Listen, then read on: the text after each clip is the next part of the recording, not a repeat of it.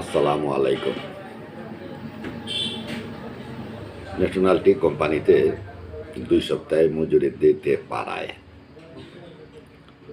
দীর্ঘ ৩ মাস পর খুলছে চা বাগান। শ্রমিকদের কাজে ফেরার প্রস্তুতি।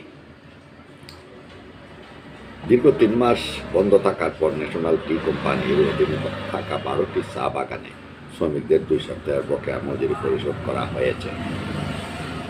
এতে শ্রমিকদের মধ্যে স্বস্তি ফিরেছে। আরও ৪ সপ্তাহের বকেয়া মজুরি এখনও বাকি রয়েছে।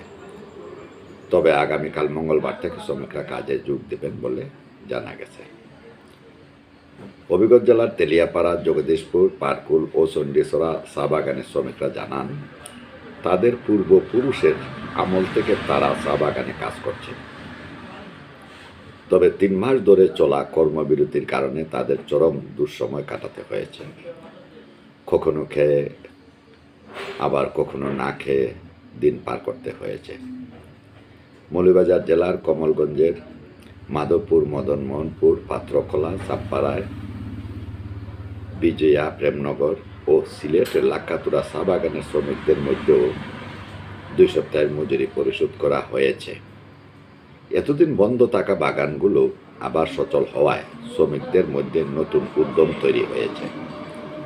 তারা আশা করছেন দ্রুত বাকি বেতন ভাতা পরিশোধের মাধ্যমে তাদের জীবনযাত্রা স্বাভাবিক হবে। প্রিয় দর্শক, হবিগঞ্জের খবর ইউটিউব চ্যানেলের পক্ষ থেকে প্রিয় দর্শকদের জানাই শুভেচ্ছা ও অভিনন্দন। হবিগঞ্জের খবর ইউটিউব চ্যানেলের যদি আপনি নতুন হয়ে থাকেন তাহলে আমাদের চ্যানেলটি সাবস্ক্রাইব করুন।